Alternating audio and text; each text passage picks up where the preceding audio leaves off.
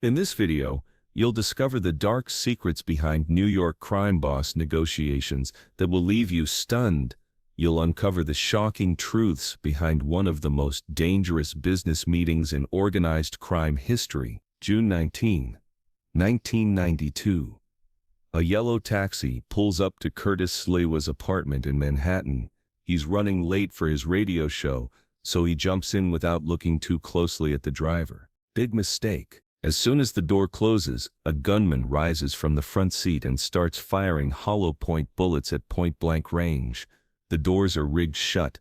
The windows are reinforced. This isn't a robbery.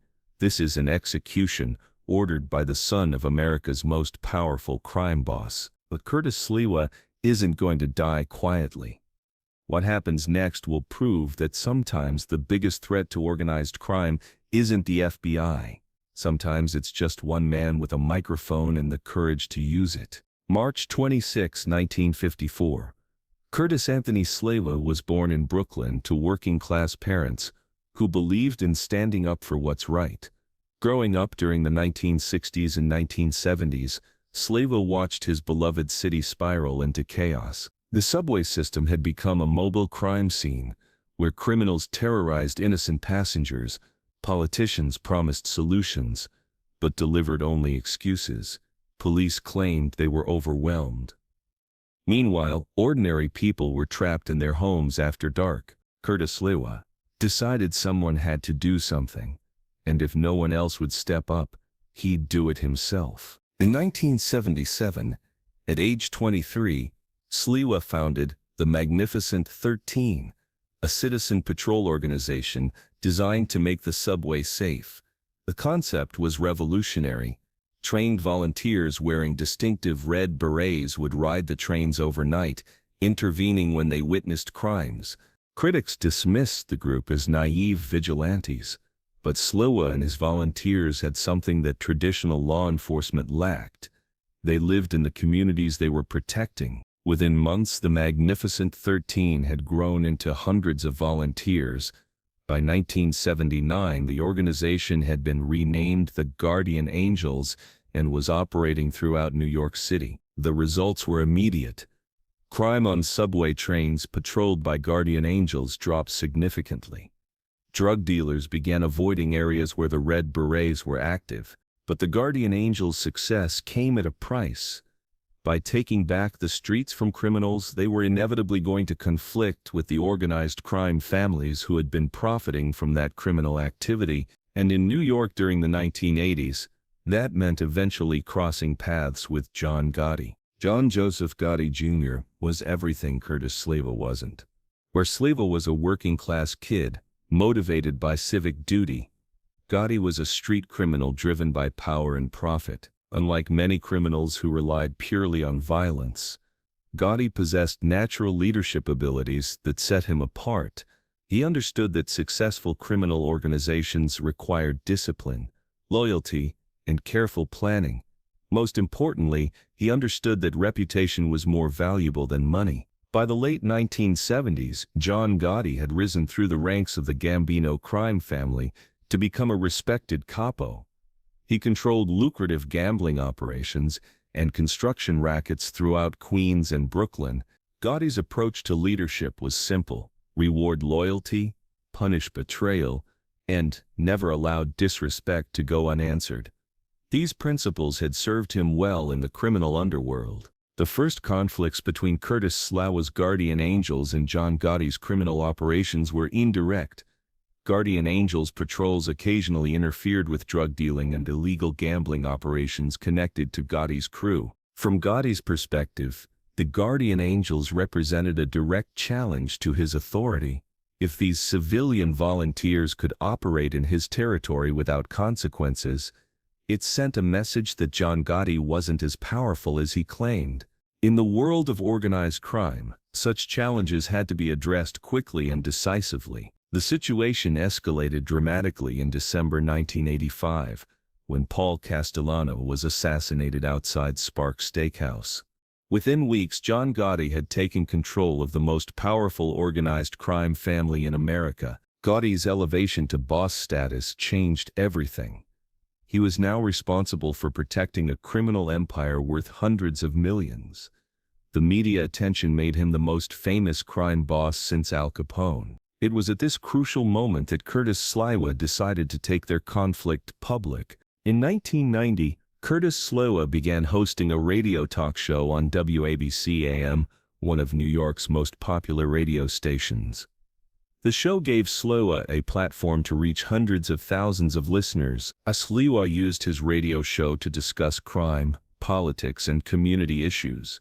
But he also began talking about organized crime in a way that no other mainstream media personality had attempted. Instead of treating mobsters as romantic figures, Sliwa described them as parasites who destroyed communities, and he began mentioning John Gotti by name. Sliwa called Gotti public enemy number one and regularly mocked his expensive suits, his media-conscious behavior, and his claims to be a legitimate businessman. Most dangerously, Sliwa began discussing specific criminal activities allegedly connected to the Gambino family. For John Gotti, who had spent his career avoiding public attention, Sliwa's radio commentary represented an unprecedented challenge. The radio war between Curtis Sliwa and John Gotti represented a fundamental conflict between two different approaches to power and authority. Gotti believed that respect came from fear, that problems were solved through violence, and that public challenges had to be answered with overwhelming force. Sliwa believed that respect came from service to the community, that problems were solved through public pressure, and that criminals maintained power only because ordinary citizens were too afraid to challenge them. These philosophies were completely incompatible. One of them would have to give way. April 20, 1992. John Gotti Sr. was sentenced to life in prison for racketeering, murder, and conspiracy charges. The most powerful crime boss in America would spend the rest of his life behind bars. But the Gambino family didn't disappear. Leadership passed to his eldest son, John Angelo Gotti Jr., a 28-year-old who had been groomed for this position his entire adult life. John Jr. faced an impossible task. He had to maintain control over a criminal organization under constant law enforcement surveillance while living up to his father's reputation. Unlike his father, who had learned his trade on the streets, John Jr. had grown up in comfortable suburban surroundings and attended private schools. He understood business and finance in ways that previous generations of mobsters never had. But he also inherited his father's pride, his father's temper, and his father's belief that disrespect could only be answered through violence. And Curtis Sliwa was still talking. If anything, Sliwa's radio commentary had become more aggressive after John Gotti Sr. went to prison. He regularly discussed the elder Gotti's conviction, speculated about the future of the Gambino family, and questioned whether John Jr. had the capability to maintain his father's criminal empire. For a young man trying to establish his authority, Sliwa's public mockery represented both a personal insult and a professional threat. John Gotti Jr. began planning Curtis Sliwa's assassination. The plan showed both the sophistication and recklessness that would characterize Jr.'s tenure. Instead of a simple shooting that would immediately point to organized crime, Jr. arranged for an elaborate kidnapping scenario. The operation was assigned to Michael Yannotti, a Gambino associate who specialized in violent crimes. Yannotti arranged for a stolen taxi to be positioned near Sliwa's East Village apartment. June 19, 1992, 6:30 a.m. Curtis Sliwa left his apartment and caught what appeared to be a routine taxi to the WABC studios. As soon as Sliwa settled into the back seat, he realized something was terribly wrong. A gunman who had been crouched in the front passenger seat suddenly rose up and began firing at point-blank range. The taxi's doors had been rigged to prevent escape, and the windows were reinforced to contain sounds. Michael Yannotti fired multiple hollow-point bullets designed to cause maximum damage. Under normal circumstances, the attack would have been immediately fatal, but Curtis Sliwa wasn't normal circumstances. Instead of collapsing, Sliwa began fighting back with the same determination he had shown throughout his career. Despite being wounded in the groin and legs, he managed to break free and throw himself through the front windshield of the moving taxi. Sliwa landed on the street, bleeding heavily but alive, as the taxi sped away. Witnesses called for emergency assistance, and within minutes, the scene was swarming with law enforcement officials. Curtis Sliwa underwent emergency surgery for internal injuries and multiple gunshot wounds. Doctors initially weren't certain he would survive, but survival was only the beginning. He now knew someone wanted him dead. More importantly, he had to decide whether the assassination attempt would silence him or make him more determined.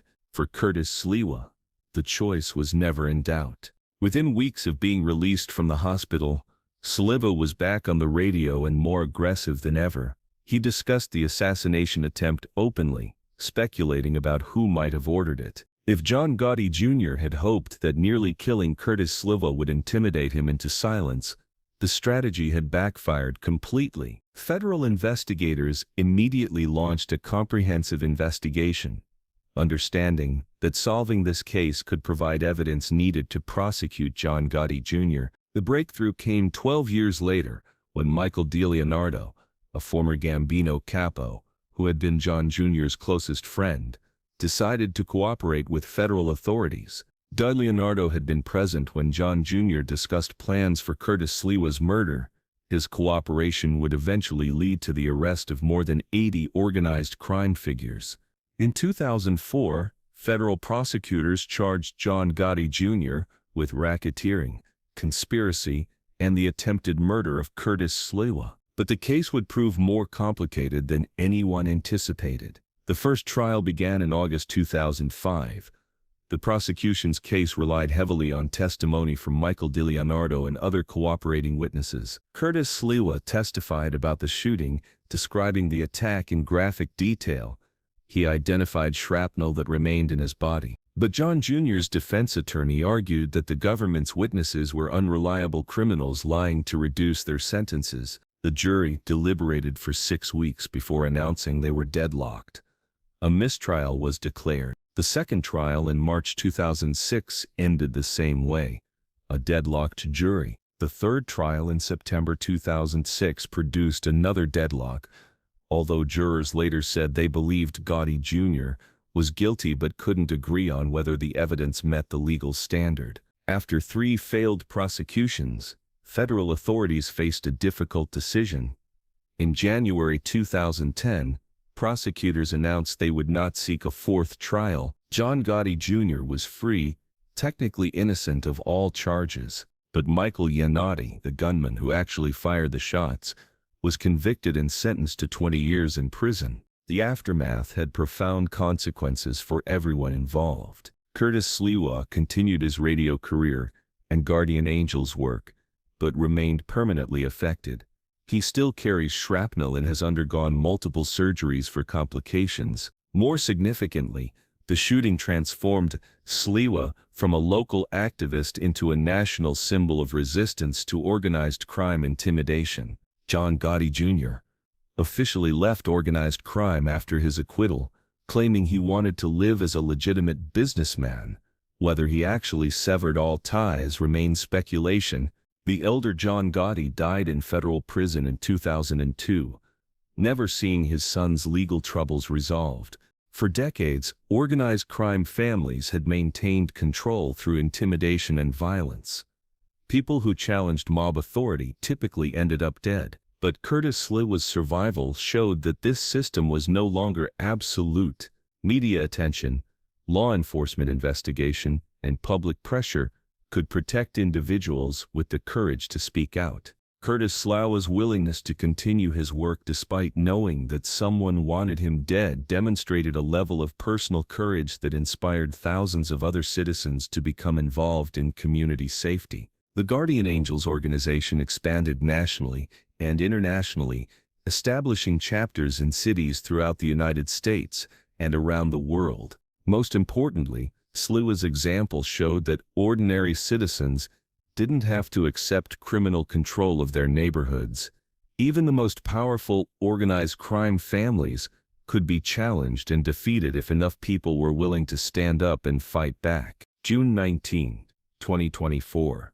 32 years after being shot, Curtis Sliwa posted a message reflecting on the anniversary of the attack that nearly killed him. 32 years ago today, the Gambino crime family tried to silence me with bullets, he wrote.